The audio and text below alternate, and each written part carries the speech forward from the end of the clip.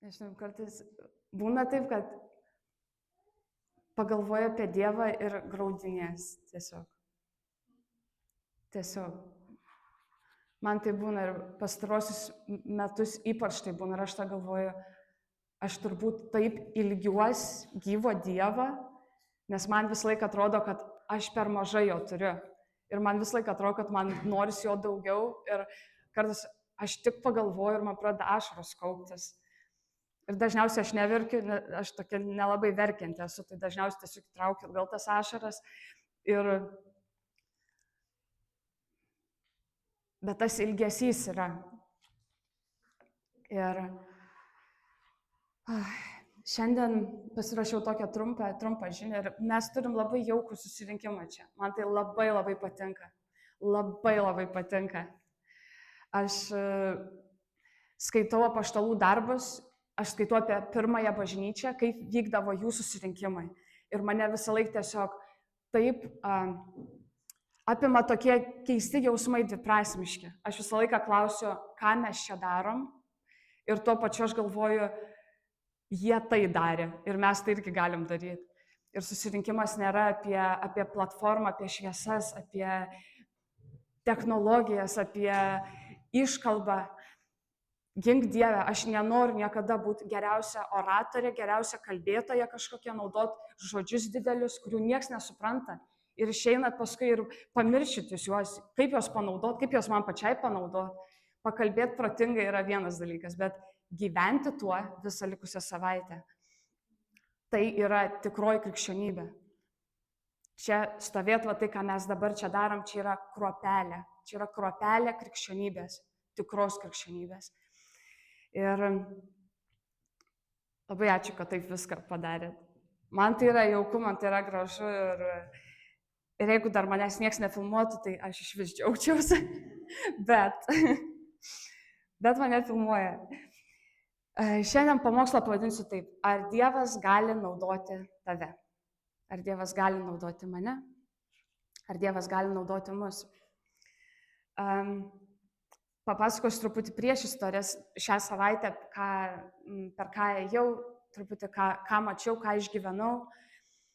Ir viskas taip susivedė į šitą žodį, tokį trumpą. Tai mes gyvenam tokį gatvį gan judrioj ir nėra ten geras rajonas, nėra ten labai ramu, ten būna ir visokių įvykių, ten yra buvę ir avarijų dabar, ten narkomanų yra.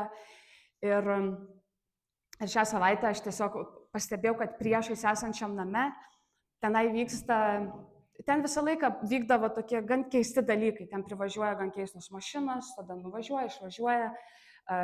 Esu mačius, kaip ten ir perka narkotikus tiesiog vidury dienos, aš tiesiog tai pamatau. Ir šią savaitę aš mačiau merginas kambarį, jos yra atsidariusios langą, jos ruošiasi ir aš žiūriu jas ir man taip nemalonu ir galvoju, jūs čia kažką darbuojatės. Ir tada aš matau vieną vyrą ateinantį, jie dairos visi, ten nieks nemato, tas vyras išeina, tada tos merginos apsimaino ir aš jau suprantu, kad ten tikrai vyksta kažkas. Ir tai pamačiau ir galvoju, man yra taip smalsu pažiūrėti, kas ten toliau bus. Po kiek laiko ten išeis, kas ten toliau, nes man tiesiog yra smalsu kaip žmogui, bet to pačiu mane taip pykina iš vidaus. Nes man tai grinai prieš akis vyksta ir tiesiog aš jau ruošiuosi pamokslą, aš vertu į knygas atsivertus ir tiesiai priešais mane, jie net užuolaidų neturi pilnų. Ir aš tiesiog užsimerkiau, nuėjau, tiesiog vaikštau po namus ir aš meldžiuosi. Ir net nežinau, kaip melstis tiksliai. Aš tiesiog deklaruoju, kad tos merginos yra sukurtos pagal Dievo atvaizdą, kad Dievas jas myli, kad priešo dienos yra suskaičiuotos, nes aš nežinau, kaip kovot, kaip išvarinėti kažkokius demonus iš pastato.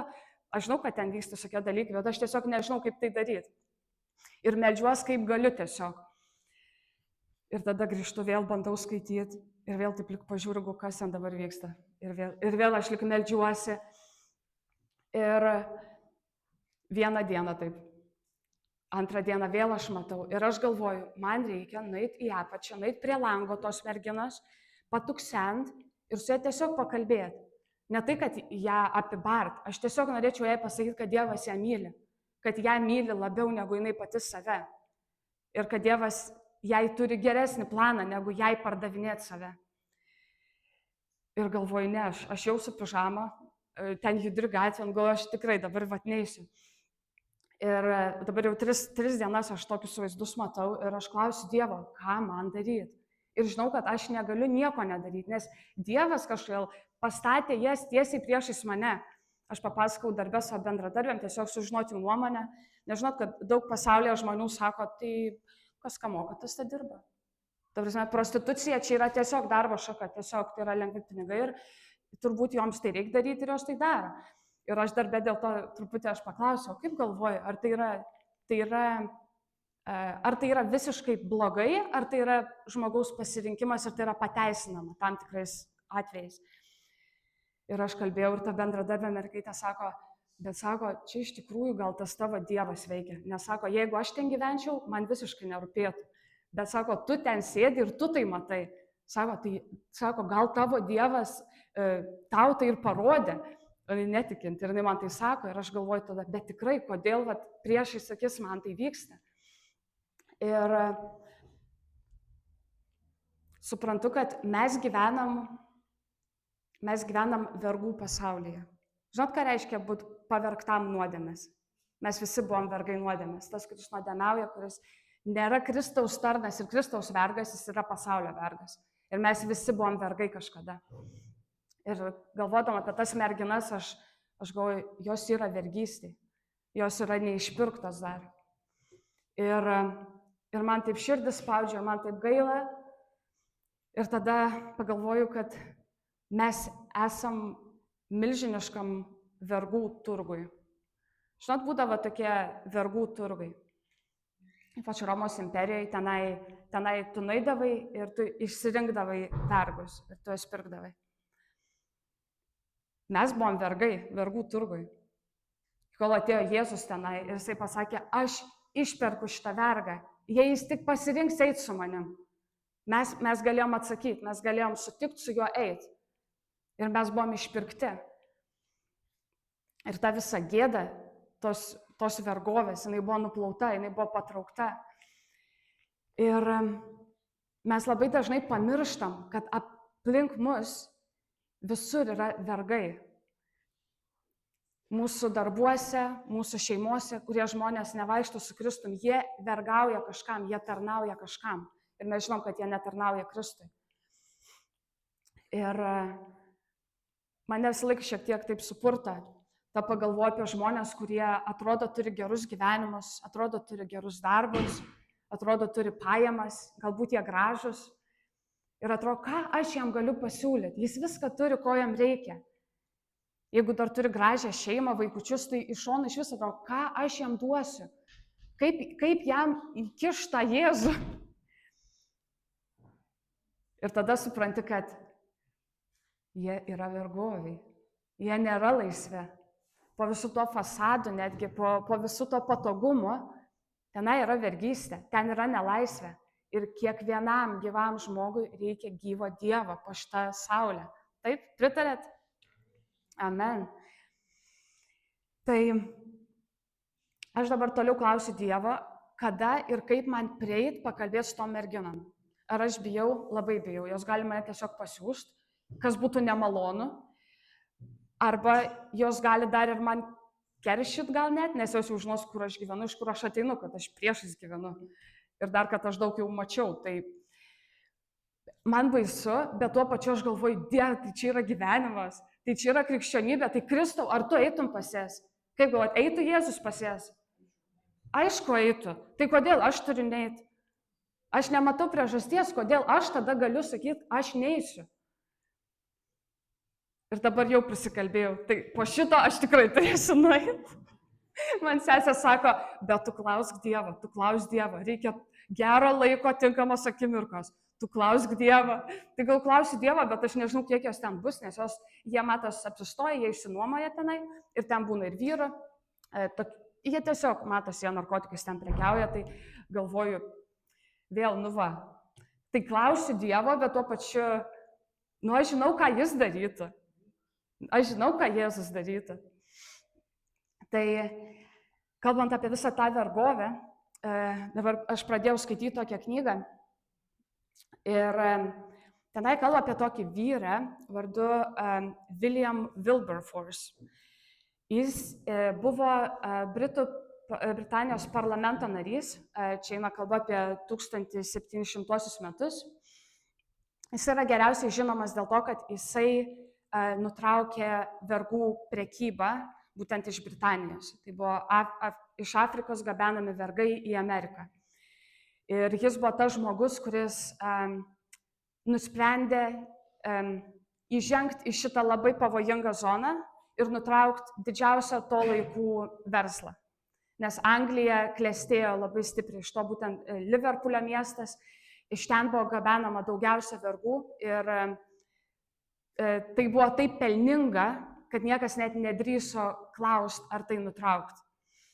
Ir šitas vyras, ten kelis metus jisai, kaip čia pasakytas, kompanijas, ar raliai kompanijas, kaip čia pasakyti, kaip parlamento nariai daro campaigns. Gintarė, prašau. Taip, rinkimų štabas, jisai rinko balsus, kad žmonės balsuotų, kad žmonės jam pritartų. Ir taip būtent. Ir tai kelionė buvo ne metų, ne 2. Ir galų gale tai įvyko. 1807 metais buvo pasirašytas šitas žymus dokumentas, būtent kas siejo Britanijos imperijos prekybą vergais. Amerikoje tai įvyko vėliau ir ten vyko civilinis karas, kad būtų nutraukta prekyba žmonėmis. Ir jam tai pavyko. Jis buvo parlamento narys, bet kas jį labiausiai įkvėpė, tai buvo tai, kad jis buvo krikščionis. Jis pradėjo mokytis politikos, jis jau nusprendė, kad jis bus politikas. Ir tuo metu jau vyko atgimimai, vyko dideli judėjimai dvasiniam pasaulyje, šitam religiniam pasaulyje, galima taip sakyti. Ir jis buvo paskatintas pasilikti ten, kur jis yra, pasilikti politikoje, bet daryti tai geriausiai ir daryti Dievo darbą. Tai jis jį ir atliko.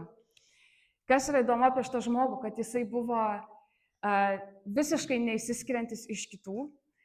Jisai nebuvo nei pats protingiausias, nei pats iškalbiausias.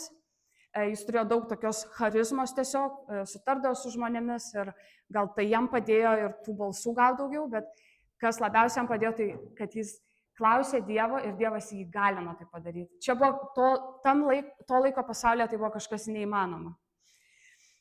Ir kai įteisinau šitos dokumentus pilnai, kai buvo nutrauktos visi tie priekybiniai ryšiai, jisai po poros mėnesių mirė, bet jis tai savo akimis pamatė. Ir Dievas naudoja tokius žmonės, kurie nėra įspūdingi, kurie nėra nepriekaištingi. Jis naudoja žmonės, kurie yra atsidavę, kurie yra ištikimi ir kurie nori būti naudojami. Tai šiandien šitą trumpą žinutę kiekvienam tiesiog įsitirti savo širdį. Visų pirma, ar jūs norit būti naudojami? Visų antra, ar jūs esate ištikimi? Ir ar jūs esate atsidavę Dievui? Nesakysiu atsidavę bažnyčiai, nes ne bažnyčia jūs išgelbėja, Dievas jūs išgelbėja. Bažnyčiai galima būti atsidavus tarnystei 110%. Motyvas vėl širdies turi būti iškeltas jums. Nekalbu apie atsidavimą bažnyčiai. Jeigu tai kyla iš atsidavimo Dievui, tai aleliuja, ačiū Dievui. Iš tikrųjų, ačiū Dievui už tokius tarnautojus. Ir mes visi norim būti tokie tarnautojai. Ir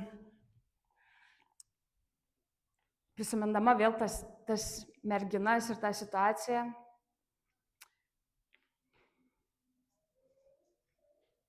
aš galvoju, kiek kartų mes tiesiog pasirenkam saugų variantą. Tiesiog saugų ir patogų variantą. Ir tiesiog būnam normalūs krikščioniai. Tokio dalyko, kaip ir skaitydama tą knygą, man taip iškėlė tiesiog pačiai, aš pati savęs klausiu, ne tam, kad apkaltint kažką, aš pati savęs klausiu, kiek kartų aš būnu tiesiog normali krikščionė. Žinot, normali krikščionybė yra labai nuspėjama, jinai yra labai tvarkinga, jinai yra mėgiama ir jinai yra gerbiama. Žinot, bažnyčia nebuvo gerbiama, bažnyčia buvo absoliučios pasaulio sąšlavas, kaip šventame rašte parašyta, kad mes laikomi šiukšlėmis, sąšlavomis. Ir tai buvo iki 3 amžiaus po Kristus, tai 300 kažkelintais metais, kai Romos imperatorius Konstantinas, jisai ten laimėjo mūšį, bet istorikai tiksliai net nesutinka, ar jisai iš tiesų buvo įtikėjęs, bet jisai sako, jis laimėjo tą mūšį ir jis tai pripažino kaip krikščionių dievo pergalę. Ir tada prasidėjo Romos katalikų bažnyčia, kuri tiesiog įvyko toks drastiškas pokytis, tai buvo kaip 180 laipsnių apsisukimas. Ten per kelis metus krikščioniai perėjo nuo tų, kur juos žudydavo, juos naudodavo kaip fakelus gatvėse ir staiga jie yra kaip dalis elito, nes bažnyčia ir valdžia, imperatorius, jie tapo kaip viena. Ir bažnyčia įgavo tokią didelę galią. Tapo ir turtinga, ir galinga, ir įtakinga. Ir nuo pat to laiko bažnyčia iki pat šiandienos yra tokia praskiesta. Ir jinai kuo toliau, tuo labiau yra skiedžiama. Skiedžiama, kaip žinot, gėrimas. Kai vandens tu ten daugiau vis pilsi, ir jis taip skaidrės. Ir paskui tu galvoji, tai koks čia buvo tikrasis gėrimas, kas čia iš tikrųjų buvo prieš tai. Ir mes patys dabar jau daug ko nesuprantam, kodėl mes darom dalykus tam tikrų būdų. Kodėl atsirado bažnyčiai tiek daug kompromiso. Daug bažnyčių apie nuodėmę iš vis nebekalba, nes mes esam išteisinti, mes esam apvalyti, mes esam laisvi. Laisvi ne tik tarnaut Kristui ir atsiduoti jam, ne tik laisvi nebegyvent nuodėmiai, mes esam ir laisvi rinktis, ką mes tik tai norim.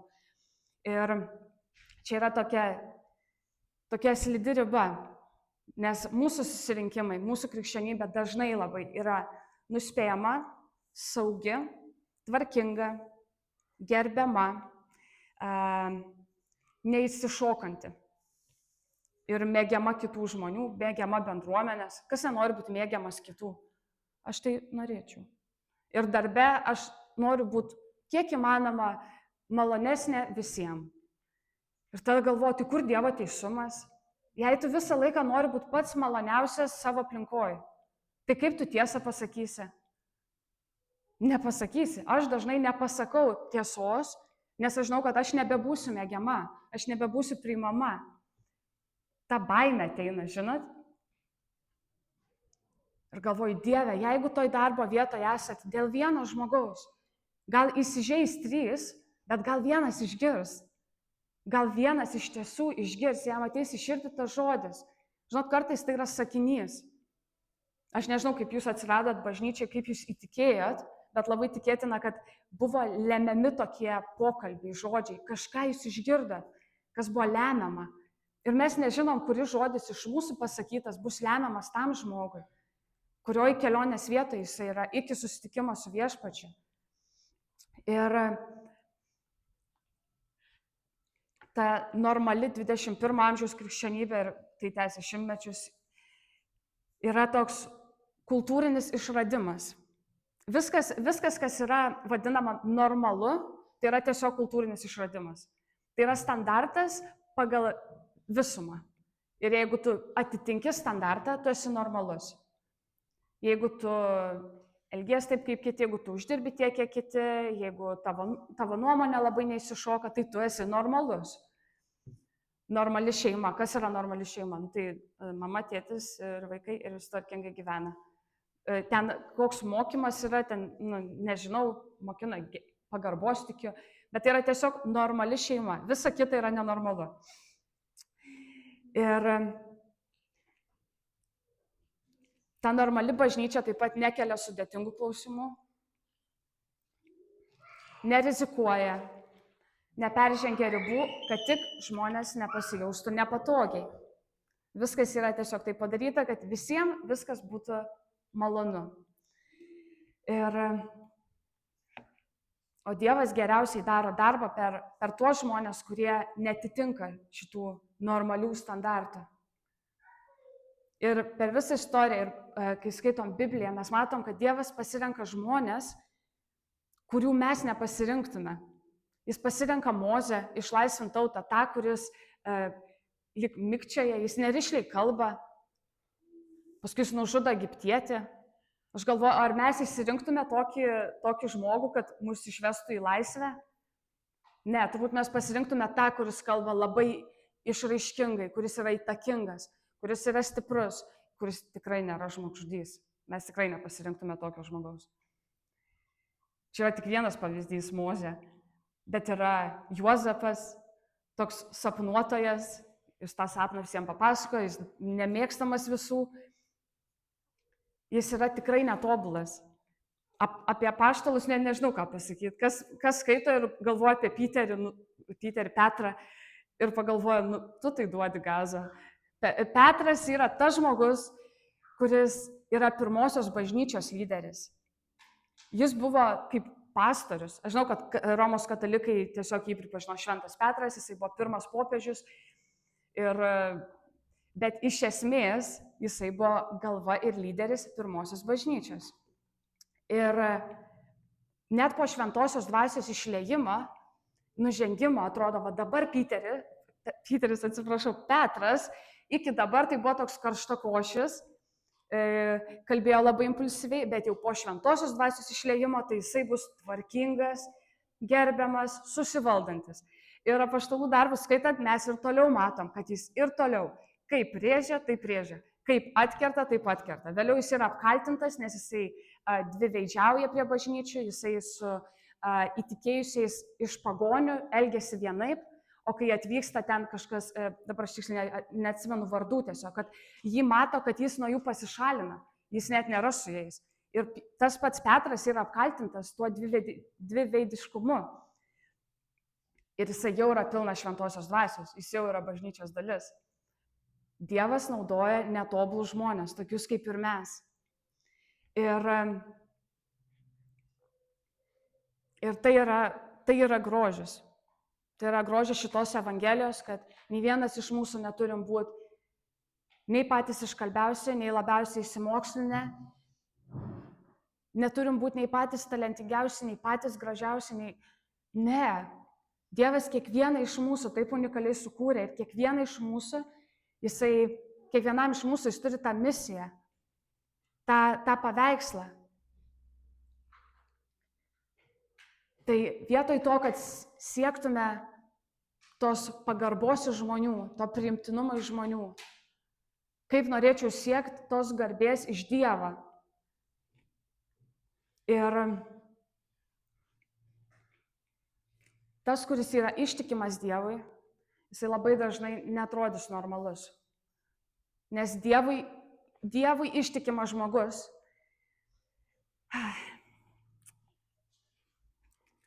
jis tikės, kad Jėzus yra gyvas, jis remsis šventąja dvasia, ką šita bažnyčia ir daro. Beje, nežinau, kiek iš jūsų iš tikrųjų žino, pavyzdžiui, sekmininkų bažnyčios istoriją. Žinot, kad mes esam sekmininkų bažnyčia, angliškai čia yra Pentecostal, ir kokie yra pagrindiniai tokie tikėjimo elementai. Kuo mes skiriamės, pavyzdžiui, nuo baptistų? Aš nežinau, kiek iš jūsų tai žino, bet tai yra šventosios dvasios veikimas. Visas šitas judėjimas atskilo čia apie 1900 metus, 800-ųjų pabaigą. Ir pagrindiniai dalykai buvo pranašystė, išgydymai ir stebuklai. Tai lydės jūsų žodžius. Jūsų liudijimą lydės ženklai ir stebuklai. Tuo buvo paremtas šitas judėjimas ir tai yra taip nuostabu, kad mes priklausom būtent šitai bažnyčiai. Ir mūsų bažnyčia nėra sekta beje, nes mes nesakom, kad esi išgelbėtas tik dėl to, nes esi iš toj bažnyčiai. Ir jeigu tu iš čia išeisi, tu nebūsi išgelbėtas. Mes tikim, kad yra ir baptistai išgelbėti, mes tikim, kad yra ir charizmatai išgelbėti. Tie, kurie pripažįsta Jėzų Kristų kaip viešpatį, kurie išpažįsta lūpomis ir kurie tiki šventąja dvasia ir trejybe. Tai mes nesame sekta. Jeigu kažkas sakys, reikia išmokti tą apibūdinimą, gal nes žmonės net nesupranta, kas yra sekta.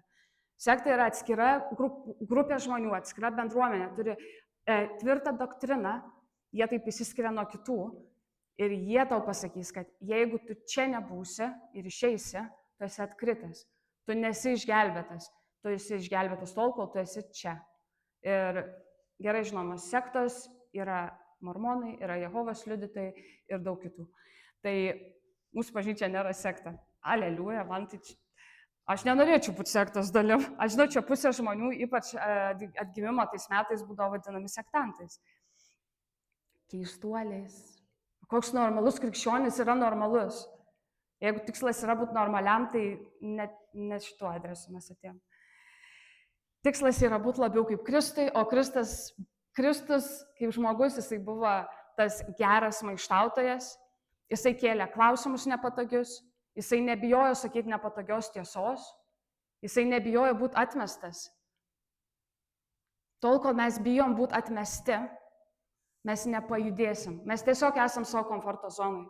Ir aš taip dažnai save prigaunu, aš tiesiog esu savo komforto zonai.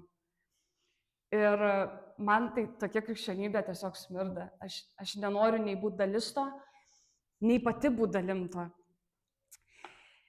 Tai tas pagarbumo ir normalumo pamatas, jisai susideda iš tokių taisyklių, kaip nebūk per daug aistringas arba fanatikas, nebūk radikalus, nebūk per daug dosnus. Kiek kartų kažką aukojot, kas tiesiog yra taip nelogiška ir atrodo, jūs tiksliai net nežinot, gal kur tie pinigai eis. Tai yra krikščionybė. Nebūk per daug kalbantis, kaip jau sakiau, nebūk keliantis bangų. Nebūk pilnai atsidavęs vien Dievui. Aš tą girdžiu ir girdžiu. Nu tu jauna mergina, nu kam tai fanatiškai? Nu tai tikėk to savo dievuliu dar savo, negaliu pakęsti. Tai tikėk to savo dievuliu, nu bet ir gyvenimą gyvenk. Jauna graži mergina. Klausau ir girdi tą pastovi. Ir jūs tikriausiai irgi esat girdėję. Nu viskas gerai iš tuo tikėjimu, nu, bet kam taip fanatiškai? Į tą bažnytėlę eina. Žinot? Tai va, jeigu norit būti gerbiamas ir normalus krikščionis, tai nebūkit pilnai atsidavęs vien tikėjimu. Ir tiesiog būkit normalus. Ir pasaulis jūs priims įskėstom rankom.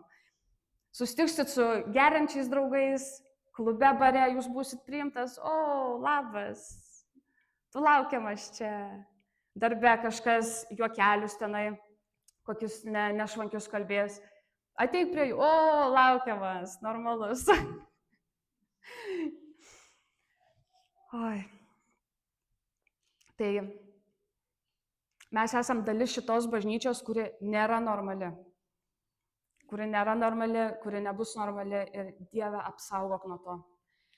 Nes komfortas yra taip užliuliuojantis, tas patogumas, tas tiesiog viskas tvarkinga.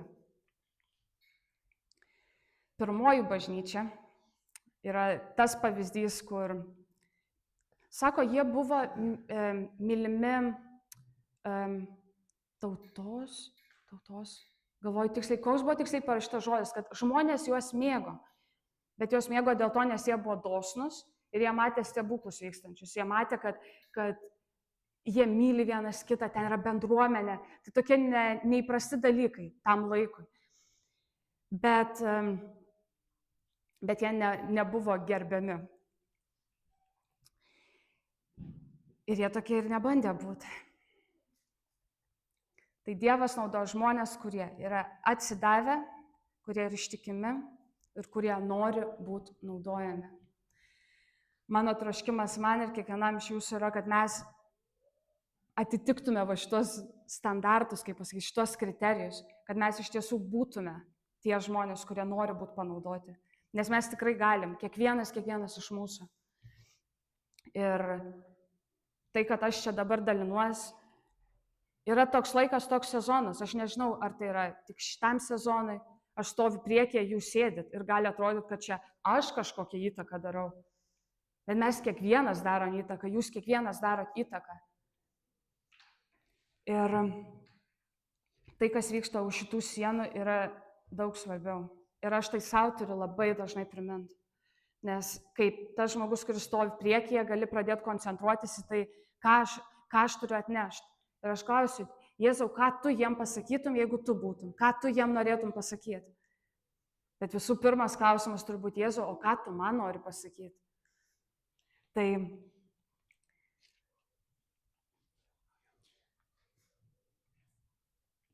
antras laiškas Timotiejui, 1 skyrius 2 eilutė sako, o gal paskaitysiu ir 1 eilutę, nes čia tiesiog susives. Tai Paulius rašo Timotiejui. Paulius Dievo valia Kristaus Jėzus apaštalas pagal gyvenimo Kristuje Jėzuje pažadą, mylimam vaikui Timotiejui. Malonė, gailestingumas ir ramybė nuo Dievo Tėvo ir mūsų viešpaties Jėzaus Kristaus. Atsiprašau, aš truputį pasimečiau. Ar aš čia skaitau?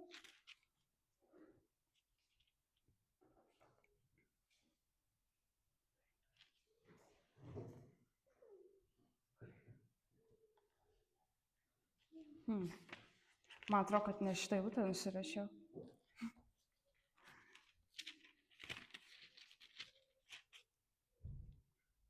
Atsiprašau už nesklandumus. Žodžiu, tikrai ne tą eilutę nusirašiau ir dabar galvoju, kažkur čia yra antram laiške Timotiejui, Paulius sako, aš žinau tą, kuriuo įtikėjau. Esmė yra tokia, va gaila, negaliu perskaityti visos eilutės. Bet esmė yra tokia, kad Paulius akcentuoja, aš pažįstu tą, kuriuo aš įtikėjau. Ir per tai aš veikiu, per tai aš gyvenu, todėl aš skelbiu. Ir klausimas yra, kiek mes pažįstam tą, kurį mes įtikėjom, ir ar pažįstam jį tiek, kad mes dalintumėme su kitu. Nes dažnai tas stabdis ir yra mūsų, kad mes nesidalinam, nes mes patys nežinom, ko mes tikim. Mes patys tiksliai nežinom, ką mes įtikėjom. Ir čia yra mūsų viso gyvenimo kelionė, čia yra kasdieninis tiesiog priminimas savo, skaitimas, tiesiog platinimas mūsų supratimo, kuo mes įtikėjom, ant ko mes stovim, kas yra tas, kurį mes turėtume skelbti gatvėse. O kad mes turėtume, tai tikrai turėtume. Ir jeigu tai darytume, tai būtume tikrai nepriimti išskėstom rankom visur.